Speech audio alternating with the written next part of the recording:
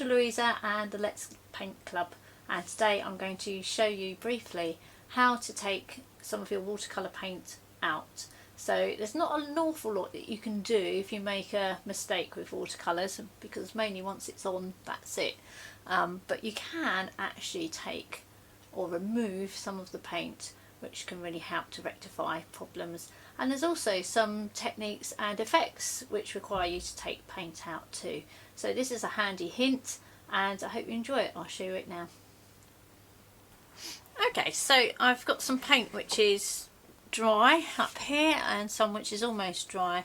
Now if the paint's been sitting about, the painting's been done for quite some time, you know, talking days, it will probably be quite hard to remove the paint. So if you've made a mistake, or if there's an effect that you want to create by taking the paint out, it's best to do it pronto really. Don't hang about, do it as soon as, rather than waiting for the next painting session to do it. Okay, so I've got a couple of different size brushes here, and I'll show you with the small size 2 round watercolour brush first. So this is watercolour paint that I'm working with, and you need to have a damp but clean brush. And what you can do is, so maybe you might be trying to knock out stems on a plant, a flower, or the frames of a window on a building, for example, and you can see just gently agitating the paint off to remove it,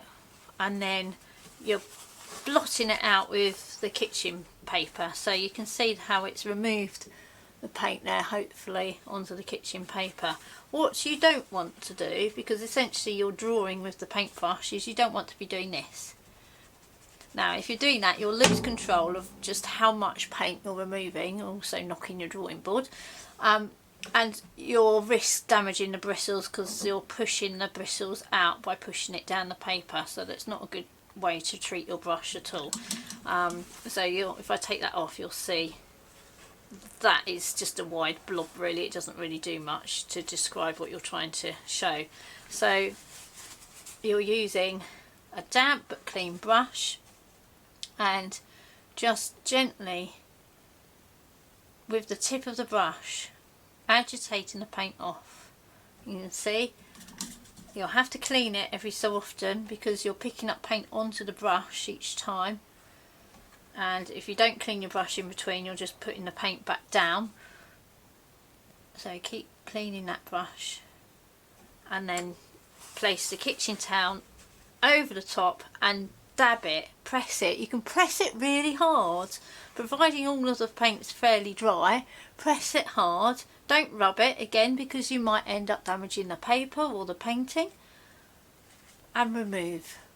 And you can see some of the little lines that I've taken out with that there. Okay, and that essentially is how you can remove the paint from your picture.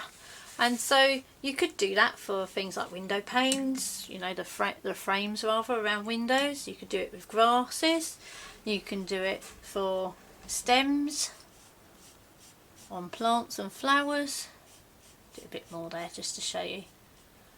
Cleaning the brush. Alright, it's a nice way to sort of give a highlight to something as well. So you could do it for the tops of waves on the sea, for instance, if you wanted, and it can create a really nice effect.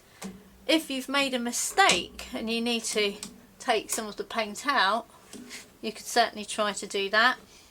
So again, a damp but clean brush, and you're just agitating that paint carefully.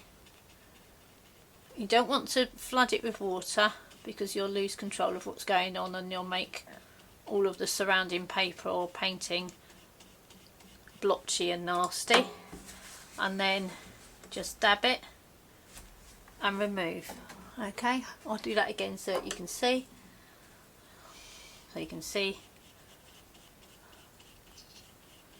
Just take that bit out there, look.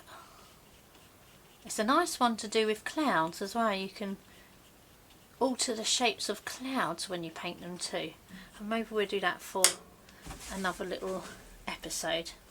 There, okay, so you can see the difference that's made in the shape there, and that I've removed quite a lot of paint. Now if I'd have waited and tried to do that tomorrow or the day after, it would be much harder to remove because it would be much drier.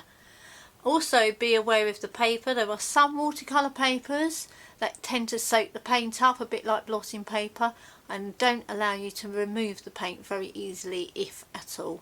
Okay, but the paper I'm using at the moment is paper from the SAA. It's a practice paper, £140, that's 300 GSM. And Bockingford paper is good, and also the Fabriano watercolour papers are also good for doing this with. Okay, I hope you found that helpful. So I hope you found that helpful. There's a little bit of advice there.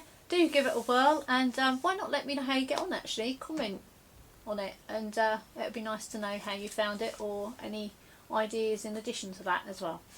So I will see you next time, and take care. Do remember to follow, like, share and subscribe. It would be great if you could do that, please. It all helps out, and I'll see you again soon. Take care. Bye for now.